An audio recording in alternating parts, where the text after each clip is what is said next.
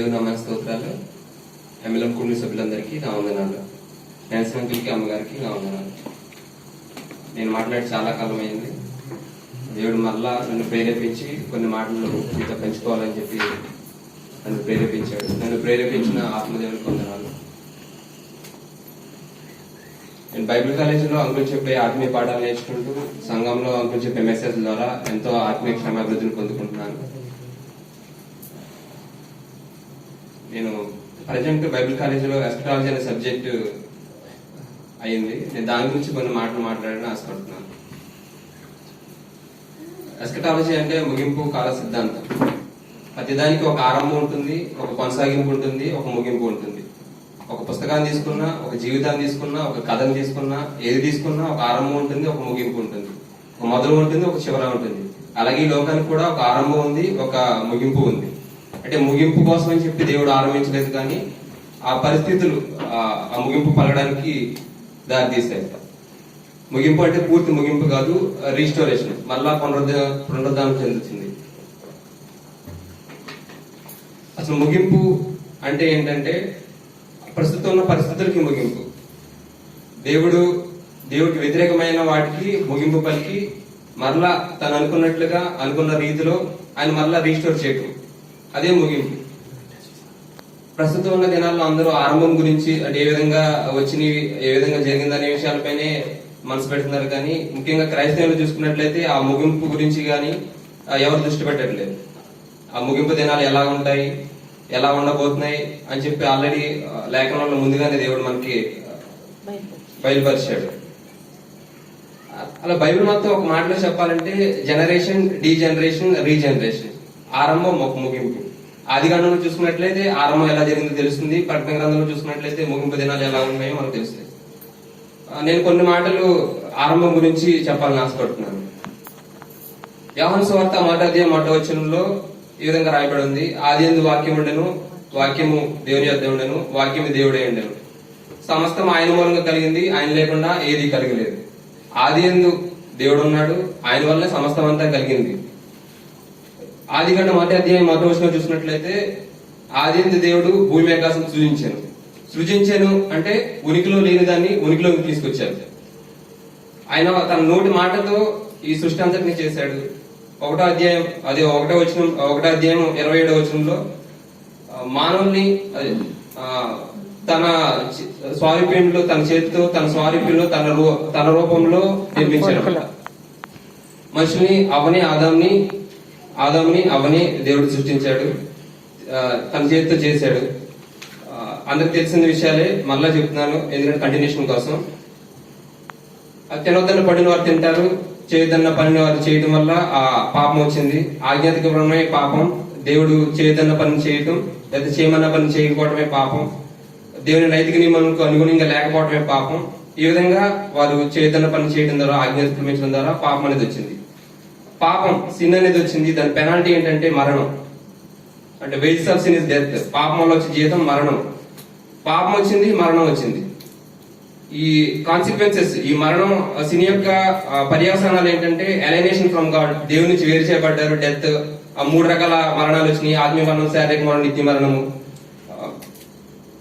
Hell and lake of fire, నరకం, అగ్నిగుండానికి పాతులయ్యారు. ఆ మరణం యొక్క పరిణామాలు ఈ విధంగా, ఆ పాపం యొక్క పరిణామాలు ఈ విధంగా ఉన్నాయి. ఈ మరణము, ఈ పాపము, ఈ మరణము, దీని నుంచి ఎవరో తప్పించుకోలేరు. అంటే ఇప్పుడు అవ్వ, ఆదాము వారు పాపం చేయబడ్డారు, వాటి వల్ల పాపం వచ్చింది. మనమంతా వారి సంతతే. రోమా 5వ అధ్యాయము 12వ వచనంలో ఈ విధంగా ఉంది: ఒక మనిషి ద్వారా పాపం ద్వారా మరణము ఈ లోకంలోకి ఏ విధంగా ప్రవేశించాను, మనుషులందరూ పాపం చేసినందువల్ల దేవుని గ్రహించు, మనుషులందరూ పాపం చేసినందువల్ల మరణము అందరికి సంప్రాప్తమైంది. వారి వల్ల మన మానవులందరికీ మరణం వచ్చింది. అంటే మనుషులందరూ పాపులే. ఇప్పుడు ఈ మరణము, ఈ పాపం మానవులందరికీ ఉంది. దీని నుంచి తనకు తాను బయటపడలేడు. ఇప్పుడు ఈ మరణం నుంచి, పాపం నుంచి తప్పించబడాలంటే వారికి శిక్ష పడాలి. ఆ శిక్షే ఈ నిత్యాగ్ని, నరకం. ఇప్పుడు ఓల్డ్ టెస్టమెంట్ లో చూసుకున్నట్లయితే ఆ పాప నుంచి వారు బయటపడడానికి వారు బలులు అర్పించేవారు. ఆ బలి ఎలా ఉండేదంటే నిష్కలంకమైనది, పరిశుద్ధమైనది ఉండేది. అలాగే ఇప్పుడు మనకు కూడా ఒక బలి, అంటే మనకు ఏ శిక్ష, మనకు బదులుగా వేరే వాళ్ళు తీసుకోవాలి. మన ఉండి స్థానంలో వేరే వాడి ఉండికి ఉండాలి. ఇప్పుడు అతనికి శిక్ష పడాలి. యోహాను సువార్త 3:13 ఈ విధంగా ఉంది. దేవుడు లోకం ఎంతో ప్రేమించను కాగా తన అతిథి కుమారుగా పుట్టిన వారిని దర్శించి ప్రతి వాడును నశింపక నిత్యజీవం పొందినట్లు దేవుడు ఆయన మనకు అనుగ్రహించాడు. ఎవరైతే విశ్వసిస్తారో వారికి నిత్యజీవం ఉంటుంది. రోమా 3:23 కూడా ఈ విధంగా ఉంది. ఉచితంగా కృపచేతనే మనల్ని రక్షించారు. ఉచితమైన కృపచేతే మనం రక్షించబడ్డాం. ఎవరైతే విశ్వసిస్తారో దేవుడు మరణ పునరుద్ధరణలు ఎవరైతే విశ్వసిస్తారో వాళ్ళందరూ ఈ నరకం నుంచి ఈ పాపం నుంచి తప్పించబడతారు. ఇంకా ఆ పాపను మళ్ళీ ఎప్పుడు జ్ఞాపకం చేసుకొని పడతారు.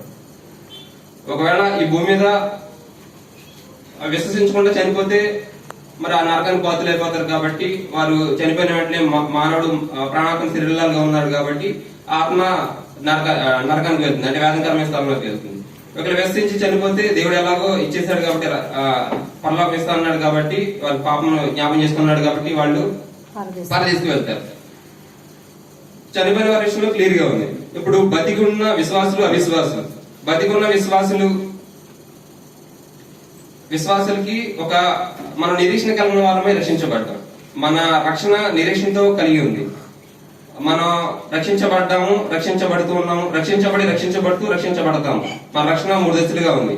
మన రక్షణ కంప్లీట్ అవ్వాలంటే ప్రభు రావాలి, దేవుడు వచ్చినప్పుడే మన రక్షణ కంప్లీట్ అవుతుంది.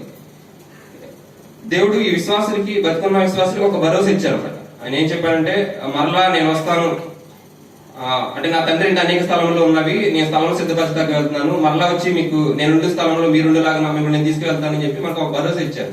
ఎవరైతే విశ్వాసులుగా ఉన్నారో ఈ భూమి మీద ఆయన వస్తారు. ఎప్పుడు వస్తారో తెలియదు. దొంగ ఎప్పుడు వస్తాడో తెలిస్తే మనం ఆ టైంలో ఎదురు చూస్తాం పట్టుకోవడానికి. కానీ దొంగ ఏ టైంలో వస్తాడో మనం తెలియనప్పుడు ఏం చేస్తాం, ఎదురు చూస్తూ ఉంటాం. అలాగే దేవుడు ఏ టైంలో వస్తాడో మనకు తెలియదు కాబట్టి మనం నిరీక్షణ కలిగి ఆయన కోసం ఎదురు చూస్తూ ఉంటాం.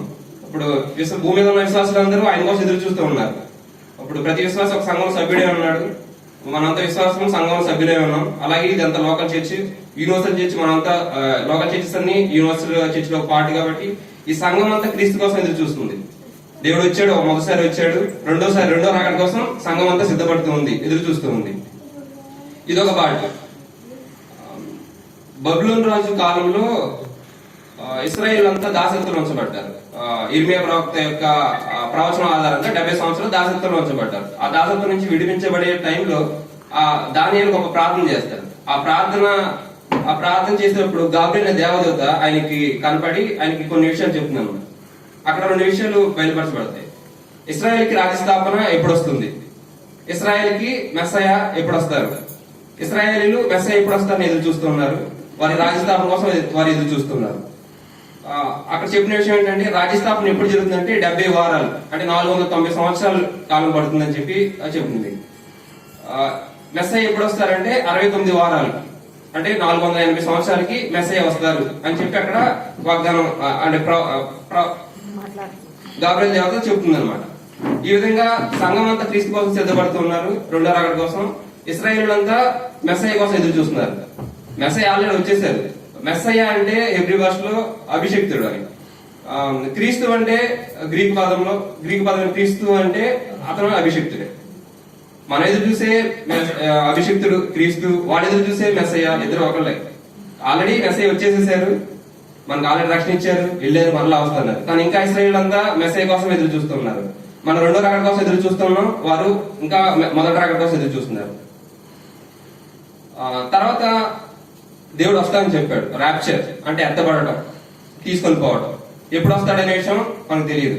మత్తయి సువార్త 24వ అధ్యాయంలో అంటే శిష్యులు అడుగుతారు అనమాట దేవుణ్ణి, ప్రభా ఈ రాకడ ఎప్పుడో జరుగుతుంది, యుగ సమాప్తికి సూచనలు ఏంటి అని చెప్పి అడిగినప్పుడు ఆయన చెప్తారన్నమాట ఈ విధంగా. ఆ విషయాలన్నీ ఏ విధంగా జరుగుతుందని చెప్పి విషయాలన్నీ ఉన్నాయి. ప్రభు ఎప్పుడు వస్తాడో మనకు తెలియదు. ఆయన వచ్చేంత వరకు మనం కనిపెట్టుకుని ఉండాలి. ఆయన వచ్చినప్పుడు ఏం జరుగుతుందంటే, ఒక దేవదూతలు 4 మూలల కడవల ధ్వనులు ఊదుతూ ఉంటారన్నమాట. దేవదూతలు ఊదుతాడు.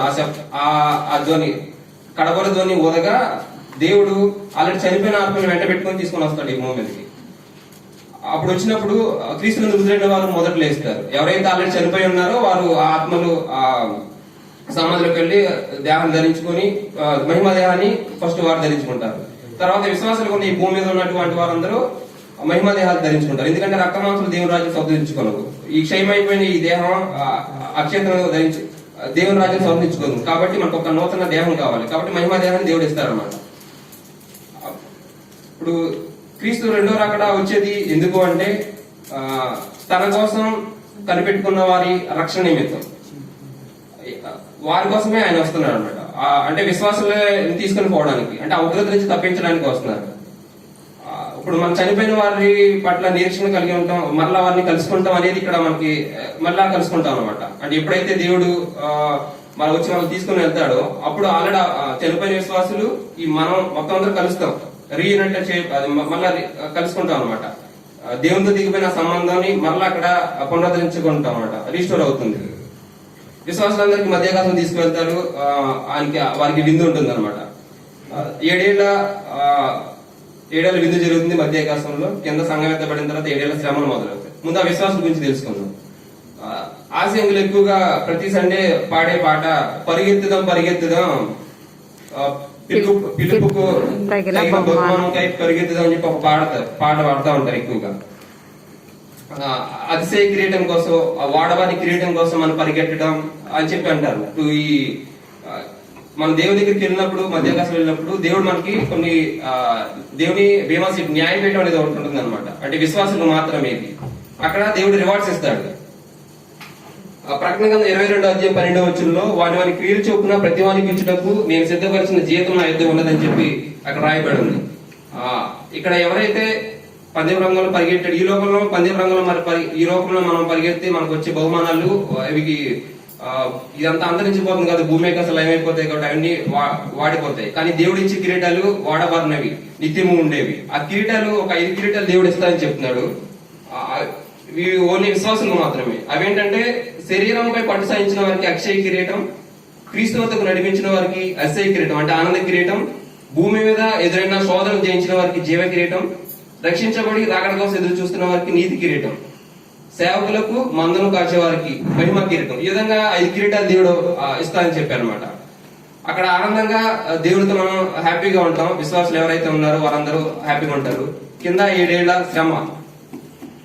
ఈ శ్రమ ఎలా ఉండబోతుందంటే అదే మత్తయి 24వ అధ్యాయంలో చెప్తారనమాట.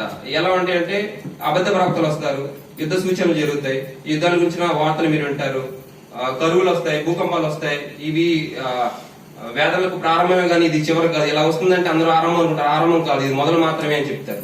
ఈ 7 ఏళ్ల శ్రమలు కాబట్టి అంటే 70వ వారం స్టార్ట్ అయితే, అంటే దినముల సంవత్సరములు కాబట్టి 70వ వారం స్టార్ట్ అయితే వేదంలో ప్రారంభం అవుతాయి అనమాట. ఈ 7 ఏళ్ల శ్రమలు స్టార్ట్ అవుతాయి.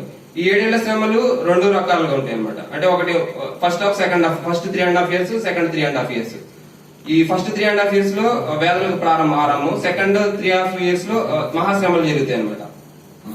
ఈ 24 అధ్యాయం చెప్పినట్లుగా అబద్ధ ప్రవక్తలు వస్తారు, ఫాల్స్ ప్రాఫిట్స్ వస్తారు అనమాట. ఈ ఫాల్స్ ప్రాఫిట్స్ వచ్చినప్పుడు వీళ్ళు ఎలా ఉంటారంటే దెయ్యం వంటి వారు అనమాట. ఈ మతపరమైనటువంటి దెయ్యం కలిగిన వారు. వీళ్ళు ఎవరంటే ఈ అబద్ధ ప్రవక్తలు క్రీస్తు విరోధికి సపోర్ట్ చేస్తారు, మద్దతు పలుకుతారు అనమాట. మృగం యొక్క ప్రతిమని మొక్క చేయమని చెప్పి ఫోర్స్ చేస్తా ఉంటారు వీళ్ళు, ఈ అబద్ధ ప్రవక్తలు. ఆ మృగానికి మొక్కలు బలవంతంగా ఒక గుర్తుని, ఆ ముద్రని అవి ముద్రిస్తారు. వాటిని వేయించుకోవాలని చెప్పి ప్రజల్ని ప్రలోభ పెడతారు, ఇబ్బంది పెడతారు. వాళ్ళే ఒకవేళ ఆ ముద్ర వేయించుకోకపోతే మీకు క్రయ విక్రయాలకి ప్రాబ్లం అవుతుంది, అంటే ఎలిజిబిలిటీ ఉండదని చెప్పేసి ఈ అబద్ధ ప్రవక్త వారిని ఫోర్స్ చేస్తూ ఉంటుంది అనమాట. ఈ అబద్ధ ప్రవక్త ఆ విధంగా ఇబ్బంది పెడతా ఉంటుంది. వీరికి ఈ అబద్ధ ప్రవక్తకి అంతం ఉంది. ఈ సజీవంగానే మనుషుని అగ్నిగుండంలో పడవేయబడతాడు ఈ అబద్ధ ప్రవక్త. తర్వాత క్రీస్తు విరోధి వస్తాడు. ఆ క్రీస్తు విరోధి వచ్చినప్పుడు అతను ఎలా ఉంటాడంటే ఈ 7 years ట్రిబ్యులేషన్ పీరియడ్ లో శాంతి ఒప్పందం చేసుకుంటాడు అనమాట ప్రపంచ దేశాలతో. అంతా నేను చాలా ప్రశాంతంగా పరిపాలిస్తానని చెప్పి ఫస్ట్ 3.5 years లో చాలా పీస్ఫుల్ గా మంచిగా అందరితో సహవాసం చేస్తాడు, అందరితో మంచిగా ఉంటాడు, అన్ని చేస్తా ఉంటాడు. ఆ ఎరుసలేం పట్టణం కూడా రీకన్స్ట్రక్ట్ చేయడానికి ఇతనే ఇనిషియేటివ్ తీసుకుంటాడు. ఈ విధంగా అన్ని మంచిగా చేస్తాడు, అందరూ మంచివాడు అనుకుంటారు. కానీ ఇతను ఒకసారి చావదెబ్బ తగిలి పడిపోయి ఉంటాడు అనమాట. మళ్ళా లేస్తాడు. అప్పుడు ఇంకా లాస్ట్ ఇతనికి నా టైం అయిపోతుందని చెప్పి లాస్ట్ 3.5 years లో ఇతని ఫోర్స్ అంతా చూపిస్తాడు అనమాట. ఇతను చాలా హింసిస్తా ఉంటాడు, ఇస్రాయల్ అందరిని హింసిస్తా ఉంటాడు. ఇతని యాంటీ క్రైస్ట్ అంటే క్రీస్తు బదులుగా క్రీస్తు రూపంలో అంటే నేనే క్రీస్తుని అని చెప్పి ఇతను బయలుదేరుతారు అనమాట. ఈ యెరూషలేము పట్టణంలో ఆయనే కూర్చొని కట్టించబడిన తర్వాత ఆయనే కూర్చొని నేనే బోధించబడాలని చెప్పి ఆ ముద్రను అందరినీ బలవంతంగా వేపిస్తాడు. ఇంకా ఆ విధంగా అతను హింసిస్తూ ఉంటాడు అనమాట. ఇతను ఆల్రెడీ ఈ యాంటీ క్రైస్ట్ యొక్క ఛాయారూపం ఆల్రెడీ మనకి ముందుగానే తెలియజేయబడింది. ఈ మలాకీ గ్రంథం ఓల్డ్ టెస్టిమెంట్ లాస్ట్ లో మలాకీ గ్రంథం దగ్గర నుంచి ఈ న్యూ టెస్టిమెంట్ లో యోహాను సువార్త అదే యోహాను బాప్తిస్మం ఇచ్చే యోహాను ఈ కాలంలో 400 years దీని సైలెంట్ పీరియడ్ అంటారు. ఈ సైలెంట్ పీరియడ్ లో అంత్యోకస్ ఎపిఫనీస్ అని చెప్పి ఒక ఎపిఫనీస్ 2 అనే ఒక రాజు ఉంటాడు అనమాట. ఇతను ఆ టైంలో రూల్ చేశాడు అనమాట. సేమ్ ఆయన కూడా ఇశ్రాయేల్ అందరినీ హింసిస్తా ఉంటాడు.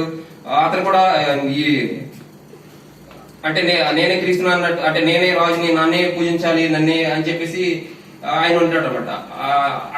అతను కూడా ఈ ఇశ్రాయేల్ అందరినీ బాధిస్తూ ఉంటాడు. అతని ఛాయారూపమే ఇతను యాంటీ క్రైస్ట్ అనమాట. అతను ఏ విధంగా రూల్ చేశాడు అతను ఆల్రెడీ మనకి హిస్టరీలో తెలుస్తుంది అతను ఏ విధంగా చేశాడు అనేదని. అతను ఎలా చేశాడు అదే విధంగా యాంటీ క్రైస్ట్ ఉంటాడని చెప్పి తెలుస్తుంది అనమాట. ఈ యాంటీ క్రైస్ట్ కూడా ఇతను ఎక్కువ కాలం ఉండడు. తర్వాత ఇతను కూడా మండుచున్న అగ్నిగుండంలో సజీవంగా పడవేయబడతాడు. తర్వాత సాతాను వస్తుంది. సాతాను వచ్చిన తర్వాత ఈ సాతానే వీళ్ళ ఇన్ఫ్లుయెన్స్ అనమాట. ఈ అబద్ధ ప్రవక్త యాంటీ క్రైస్ట్ ఈ ఫాల్స్ ప్రాఫిట్ వీళ్ళిద్దరిని ఇన్ఫ్లుయెన్స్ చేసేది ఇది సాతాను. ఈ సాతాను వారిని ఇన్ఫ్లుయెన్స్ చేసి ఆ విధంగా చేపిస్తుంది అనమాట. ఈ సాతాను వీళ్ళందరూ కలిపి ప్రపంచ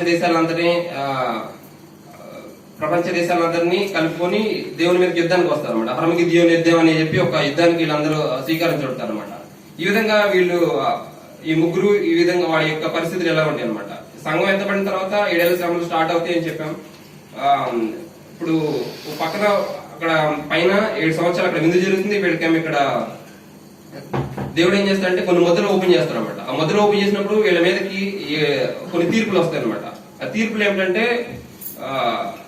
ఒకటే మొదటి ముద్ర ఓపెన్ చేసినప్పుడు ఒక తెల్లని గుర్రం ఒకటి బయలుదేరుతాం. ఆ గుర్రం మీద ఒకరు విల్లు పట్టుకొని ఉంటారు. అతనికి కిరీటం ఇవ్వబడుతుంది. జయించు అతను వెళ్తూ ఉంటాడు అనమాట.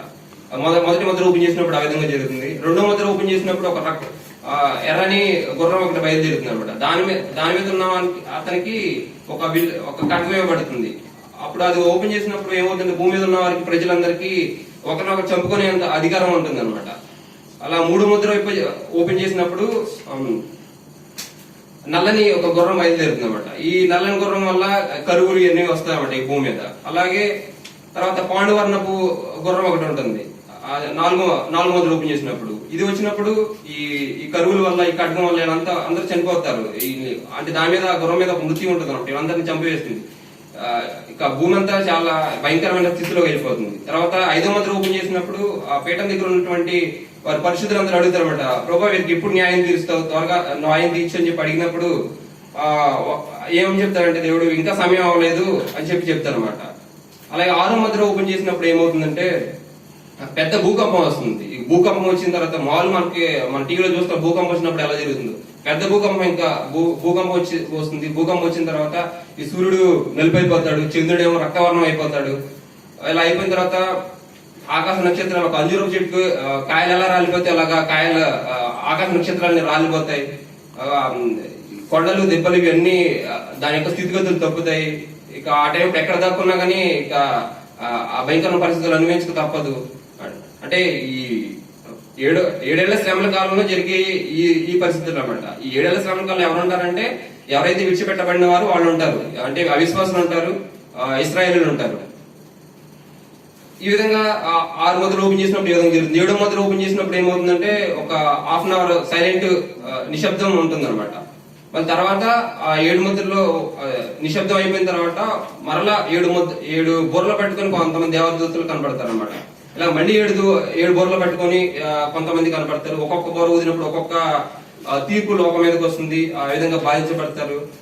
7 బుర్రలు అయిపోయిన తర్వాత 7 పాత్రలు. ఈ 7 బుర్రలు ఓపెన్ చేసినప్పుడు 6వ బుర్ర దగ్గర ఇంకొక 7 ఉరుములు అని చెప్పేసి ఒకటి ఉన్నాయి. అవి రాయనలేదు, వాటికి ముద్ర అని చెప్పింది. అంటే అవి ఇంకా వాటి గురించి మనకు తెలియదు, వాటి గురించి రాయబడలేదు అనమాట. తర్వాత 7 పాత్రలు ఓపెన్ చేసినప్పుడు ఆ ఉగ్రతలన్నీ భూమి మీదకి వస్తాయి. 7 బోర్లు ఓపెన్ చేసినప్పుడు నక్షత్రం రాలిపోతుంది. ఆ నదుల్లో పడిపోతుంది, వాటర్ అంతా రెడ్ రక్తవర్ణంగా అయిపోతుంది, కొండలో తగిలిపోయి కొండ సముద్రం మీద పడిపోతుంది, సముద్రం మీద ఉన్న జీవచరాశులు అన్ని చనిపోతాయి, పడవల మీద ఉన్న ఓడల మీద ఉన్న వారందరూ చనిపోతారు. ఈ విధంగా బాధించబడుతుందన్నమాట. ఆ బోర్లు ఊదినప్పుడే ఆ బోర ధ్వనికి భరించలేక కింద నుంచి గొప్ప శబ్దాలు చేస్తా ఉంటారు అన్నమాట. తర్వాత మిడతల దండ వస్తుంది అన్నమాట. వారిని బాధించడానికి మిడతల దండ వస్తుంది, వారికి అధికారం ఇవ్వబడుతుంది వారిని కొట్టడానికి. ఈ విధంగా ఎన్నో బాధలు శ్రమలు పడతారు అన్నమాట. అంటే విడవబడిన వారి పరిస్థితి ఆ విధంగా ఉంది. రక్షించబడిన వారు హ్యాపీగా దేవునితో ఆయనతో హ్యాపీగా ఉంటారు, కానీ విడవబడిన వారి పరిస్థితి చూస్తుంటే చాలా భయంకరంగా ఉంది. ఆ పరిస్థితిని చూసుకుంటే అంటే ఈ లోకంలో మనకుంటే క్షణమాత్రం ఉంటే చులకని శ్రమ ఆ మహిమాభారం ముందు చాలా తక్కువగా ఉంటుంది. ఆ మహిమాభారంతో పోల్చుకుంటే ఇక్కడున్న శ్రమ మనం పోల్చుకోవచ్చు. ఈ పరిస్థితులన్నీ మనకి ఎందుకు తెలుస్తున్నాయి అంటే వీళ్ళ వల్ల మనం ఎంత అంటే తప్పుపోకుండా ఎంత కరెక్ట్ గా మన విశ్వాసాన్ని కాపాడుకుంటూ యేసు కోసం ప్రభు కోసం ఎదురు చూడాలనే విషయాలు ఈ రాకడ ఈ 7 ఏళ్ల ట్రిబ్యులేషన్ పీరియడ్ లో తెలుస్తుంది అనమాట. ఈ విధంగా బాధించబడతారు. అప్పుడు 7 ఏళ్ల శ్రమలో పూర్తవుతుంది అనమాట. పూర్తయిన తర్వాత దేవుడు ఆ విశ్వాసం వెంట పెట్టుకుని భూమి మీదకి వస్తారు. భూమి మీదకి వచ్చినప్పుడు ఏం జరుగుతుందంటే అప్పుడు ఈ అపవాది పెద్ద సంఖ్యలు పట్టుకుని ఒక దేవదూత వస్తుంది భూమి మీదకి. వచ్చినప్పుడు ఆ అపవాదిని మూసివేస్తుంది అనమాట. అంటే 1000 సంవత్సరాల వరకు వాటిని మూసేస్తుంది. ఈ 1000 ఏళ్ల పరిపాలన ముందే ఒక గొర్రెల మేకల తీర్పు అని చెప్పి ఒకటి జరుగుతుంది. అంటే కుడివైపున ఉన్న వారు అంటే గొర్రెలందరి కుడివైపుకి, మేకలందరికీ ఎడమ వైపుకి పంపిస్తారు అనమాట. మరలా 7 ఏళ్ల ట్రిబ్యులేషన్ పీరియడ్ లో దేవుడు ఎంత గొప్పవాడంటే ఒక ఇద్దరు సాక్షులు పంపిస్తారు. వారిని అంటే ప్రవచించడానికి పరిచయం చేయడానికి ఒక ఇద్దరు సాక్షులు పంపిస్తాడు. వాళ్ళకి ఒక అధికారం కూడా ఇస్తాడు. వాటి ఎవరైతే మాట వింటలేదో వాళ్ళకి తెగులు తప్పించి అధికారం కూడా ఇస్తారు అనమాట. ఆ విధంగా చేస్తున్నప్పుడు అపవాది యాంటీక్రైస్ట్ వచ్చి అతను చంపేస్తారు అనమాట. చంపేసినప్పుడు 3 దినములు 2 రోజులు 2.5 days వారు ఆ సంత వీధులలో పడి ఉంటారు మృతదేహాలు పడి ఉన్నప్పుడు ఇక వారందరూ హ్యాపీ ఫీల్ అవుతారు. వాళ్ళు హ్యాపీగా ఫీల్ అవ్వకూడదు, వాళ్ళు వచ్చింది వాళ్ళు రక్షించడం కోసం. యాంటీక్రైస్ట్ అప్పుడు చాలా అంటే అతని అంటే ఇతను మమ్మల్ని రక్షించాడు అనుకుంటారు అనమాట. అప్పుడు దేవుడు మరలా వారిని సజీవులుగా మరలా లేపి వారందరి ముందే తీసుకువెళ్తుంటే వీళ్ళందరూ భయపడిపోతారు. అలాగే ఇస్రాయేల్ నుంచి కూడా 1,40,000 మందిని దేవుడు ఎన్నుకొని ఆ 7 ఏళ్ల శ్రమలో పరిచయం చేసే వాళ్ళలాగా వారిని నియమిస్తాడు అనమాట. ఈ విధంగా దేవుడు మరొక ఛాన్స్ కూడా ఇచ్చాడు అనమాట అక్కడ మారడానికి. అంత శ్రమంలో కూడా మరి ఇంకొక ఛాన్స్ ఇచ్చాడు మారేవాళ్ళు. కానీ అప్పటి వరకు బతికొండాలి వాళ్ళు ఆ ఛాన్స్ తీసుకోవాలంటే. తర్వాత గొర్రెల మేకల్లో వేరు చేసేటప్పుడు 1000 ఏళ్ల పరిపాలన జరుగుతుంది. తర్వాత ఆ 1000 ఏళ్ల పరిపాలన ఎవరు ఎంటర్ అవుతారంటే విశ్వాసులంతా ఆ మహిమాదేహాలతో ఎంటర్ అవుతారు. ఇస్రాయేల్ అందరికి 70 వారాల సమయం తర్వాత రాజ్యస్థాపన ఇస్తా అన్నాడు కదా. ఆ 1000 ఏళ్ల పరిపాలనలే అది. ఆ ఇస్రాయేల్ అందరూ అంటే 7 ఏళ్ల సమయంలో ఎవరైతే శేషం మిగిలి ఉన్నారో వారందరూ కలిపి దానిలో ఎంటర్ అవుతారు. ఎవరైతే నా సహోదరులు అంటే ఇశ్రాయేల్ జనం వారికి సహాయం చేశారో వారందరూ ఎవరైతే ఆ సమయంలో విశ్వసించారో వారందరినీ కూడా ఈ 7 ఏళ్ల పరిపాలనలో మామూలుగా హ్యూమన్ బాడీస్ తోని ఎంటర్ అవుతారు అనమాట. ఎంటర్ అయిన తర్వాత ఈ యేసుక్రీస్తుని రాజుగా కలిగి ప్రపంచ ఇశ్రాయేల్ అంతా పరిపాలిస్తూ ఉంటారు. వారి అంటే ఎవరికి ఇవ్వాల్సిన బాధ్యతలు వారికి ఇచ్చి దేవుడు పరిపాలన చేస్తూ ఉంటారు శాంతియుతంగా. అపవాది ఉండదు, ఇక వారిని హింసించడానికి బయట నుంచి వచ్చేది ఏది ఉండదు. ఇంకా అక్కడ ఉన్నది ఒకటి వారి శరీరమే వారికి అపవాదం అనమాట. ఇక 1000 ఏళ్ల పరిపాలన అయిపోయే ముందు మళ్ళీ అపవాది మరలా అక్కడి నుంచి సంఖ్య నుంచి బయటగా వస్తాడు అనమాట. వచ్చిన తర్వాత అతను లెక్కకు ఎక్కువ ఉన్న గోగు మాగోగు అని వారందరినీ సముద్రపోలి ఇసుకలే ఉన్న వారందరినీ పోగు చేసి క్రీస్తు మీదకి మళ్ళీ యుద్ధానికి వెళ్తారు. అదే ఆర్మగిద్యోని యుద్ధం. అంటే 1000 ఏళ్ల పరిపాలన కదా, అందరూ దేవుని దగ్గర ఉన్నారు. ఇంకా గోగు మాగోగు ఎక్కడి నుంచి వచ్చారనుకుంటే హ్యూమన్ బాడీస్ తోనే ఉన్న వీళ్ళందరూ ఉన్నారు కదా, వీళ్ళు మరలా వీరి పిల్లలు అనమాట. అంటే జన్మధార ప్రతి ఒక్కరికి పాపం ఉంటుంది. విశ్వసిస్తేనే ఆ పాపం నుంచి బయటపడతాం. కాబట్టి ఆ వారికి పుట్టిన పిల్లలు అంటే అప్పుడు విశ్వాసి పుట్టిన పిల్లలు మళ్ళీ దేవుని విశ్వసిస్తేనే మరలా వీటన్నిటి నుంచి తప్పించబడతారు. మళ్ళీ వారి పిల్లలంతా విశ్వసించిన వాళ్ళు ఉంటారు అన్నమాట. వారందరినీ కలిపి మళ్ళీ ఇతను అంటే సాతాను యుద్ధానికి క్రీస్తు మీద యుద్ధానికి జరుగుతుందంట. అప్పుడు హర్మగిద్యోని యుద్ధం, అది చాలా భయంకరమైన యుద్ధం. అది ఒక్కరోజు మాత్రమే జరుగుతుంది. అంటే దేవుడి మీద యుద్ధానికి రావడానికి వారికి దేవుడి మీద యుద్ధానికి వస్తారు. అంటే ఏదో ఒక వెపన్స్ తీసుకుని రారు, అందరు కలిసి వచ్చితే అది ఒక్క రోజు మాత్రం జరుగుతుంది. దేవుని నోటి నుంచి వచ్చే శ్వాస ద్వారా దాని నోటి నుంచి వచ్చే వేడి ద్వారా వీరందరూ కాలిపోయి చనిపోతారు అనమాట. ఆ రక్తం వీరులైపోతుంది, బ్లడ్ షెల్ జరుగుతుంది. ఆ రక్తం ఎలా ఉంటుందంటే 4.5 హైట్ ఎత్తులు 200 మైళ్ళు దూరం ఆ బ్లడ్ పారుతుంది అనమాట. అంత భయంకరమైన ఒక యుద్ధం జరుగుతుంది. ఆ యుద్ధం అయిపోయిన తర్వాత అపవాది ఇక అందరూ ఒక పెద్ద భూకంపం వస్తుంది, అందరూ ఇక నాశనం అయిపోతారు. ఆ తర్వాత ఫైనల్ జడ్జిమెంట్, ధవళ సింహాసనం తీర్పు జరుగుతుంది. ఆ ధవళ సింహాసనం తీర్పులో ఓన్లీ అవిశ్వాసులు మాత్రమే ఉంది. ఆ విశ్వాసులందరూ ఇక విశ్వాసులకి దాంట్లోకి రారు. అవిశ్వాసులు ఎవరైతే ఉన్నారో వారందరూ ఆల్రెడీ టెంపరీ జైల్లో నరకంలో ఉన్నటువంటి వారు, ఈ భూమిలో ఉన్నటువంటి, అంటే అప్పుడు వారందరూ మహిమదేహాలు తెచ్చుకుని మరి దేవుడి దగ్గర రావాలంటే ఆ బాడీ తో రాలేరు అన్నమాట. వారందరూ మహిమదేహాన్ని మరలా ధరించుకుని వారందరి దగ్గర క్రీస్తు న్యాయపీఠం, అదే ధవళ సింహాసనం ఎదురుగా వాళ్ళు నిలబడతారు అనమాట. యేసుక్రీస్తు అక్కడ న్యాయాధిపతిగా ఉండి వారికి న్యాయం తీస్తాడు. వారికి అంటే వారి నిత్య శిక్ష కన్ఫర్మ్, వారి క్రియలను బట్టి ఆ శిక్ష అనేది లిమిట్ ఉంటుంది అనమాట. ఎంటెక్ మెషిన్స్ ని అగ్నిగుండంలో పడేసినప్పుడు 7 వారికి వేడిని కలిగించారు. అలాగే ఆ తీవ్రత అనేది అక్కడ డిసైడ్ అవుతుంది అనమాట. కానీ నిత్య శిక్ష అయితే కన్ఫర్మ్. ఆ విధంగా వారందరికీ ఫైనల్ గా వారికి అగ్నిగుండంలో పడవేయబడతారు. యేసుక్రీస్తుని అప్పుడు నూతన ఆకాశం నూతన భూమి సృష్టించబడుతుంది. అక్కడ ఎంత సుందరమో పరలోకము, అంతా సువర్ణమే, ఏమి చిత్రము, ఆకలి దాకలు ఉండవు, వినిపించడానికి సూర్యుడు చంద్రుడు ఉండడు, దేవుడే రాజుగా ఉండే దేవుడే వీలుగా అనమాట. అక్కడ ఎంతో ఇంకా మనందరూ ఎదురు చూసే దానికోసమే. మనందరం ఆయనతో సదాకాలం, క్రైస్తవుని యొక్క లక్ష్యమే to live forever with God, దేవునితో సదాకాలం ఉండటం. ఈ లోకంలో ఉన్నప్పటికీ మన కుటుంబ బాధ్యతల్ని, మన సంఘంలో ఇవన్నిటిని చేసుకుంటూ మన లక్ష్యాన్ని మర్చిపోకూడదు. దేవునితో సదాకాలం ఉండటమే మన లక్ష్యం, ఆయనతో కలవటమే, ఆ పరలోకం వెళ్ళటమే. ఆ పరలోకం 7 గుమ్మాలు ఉంటాయి, 12 గుమ్మాలు ఉంటాయి. 12 గుమ్మాలు ఇశ్రాయేలీలు, 12 పునాదులు, ఆ పునాదులే ఈ 12 మంది శిష్యులు. అది ఎంతో సుందరంగా ఉంటుంది అనమాట. ఇంకా సదాకాలం దేవునితో ఇంకా అక్కడ జీవిస్తూ ఉంటాం. ఈ అన్ని విషయాలు నేను నేర్చుకున్నాను బైబిల్ స్టడీ ద్వారా. ఇదివరకు నాకు నేను అంటే రక్షించబడితే పరలోకం వెళ్తాం, లేదంటే నరకం చెప్తాం. నాకు ఈ 2 విషయాలు తెలుసు, ఇంతకు మించి నాకు ఏం తెలియదు. ఎన్ని విషయాలు నాకు బైబిల్ కాలేజీలో సిస్టమాటిక్ స్టడీ ద్వారానే నాకు అర్థం చేసుకోగలిగాను. ఒక ఆర్డర్ లో ఇవన్నీ నేను తెలుసుకోగలిగాను. బైబిల్ స్టడీ చేయకపోతే నాకు ఈ విషయాలన్నీ అర్థమయ్యేది కాదు. ఈ యొక్క నరకం యొక్క తీవ్రత, 7 ఏళ్ల ట్రిబ్యులేషన్ పీరియడ్ లో ఉన్న పరిస్థితులను తెలిసిన తర్వాత నేను నా రక్షణ ఎంత ఇంకా జాగ్రత్తగా దాన్ని పట్టుకొని నేను ఆయన కోసం కనిపెట్టుకొని ఉండాలనే విషయం నాకు అర్థమైంది. అంకుల్లో ఎంత అంటే ఆత్మ అనేది ఎంత భారం కలిగి ఉంటారంటే, ఎక్కడైతే ఒక ఆత్మ మిస్ అయినా కానీ ఈ నరకంలో పడిపోయిందంటే వాళ్ళు అనిపించే బాధలు అవి ఇక చాలా భయంకరమైన పరిస్థితులు. అలాగే ఈ ఆత్మ నశించిపోకూడదని అంకుల్ మనకి ఆ విధంగా మనకు బోధిస్తూ ఉంటున్నారు. ఈ బైబిల్ కాలేజ్ ద్వారా నేను ఎన్నో విషయాలు నేను తెలుసుకున్నాను. అందుని బట్టి నాకు దేవుడు ఎంతో సహాయం చేశాడు. నేను చేస్తానే అనుకోలేదు పీటీహెచ్, కానీ దేవుడు నాకు ఆ సమయాన్ని ఇచ్చాడు. అందుని బట్టి నేను దేవునికి వందనాలు తెలియజేసుకున్నాను. చాలా సమయం తీసుకున్నాను, క్షమించండి. అందరికీ వందనాలు.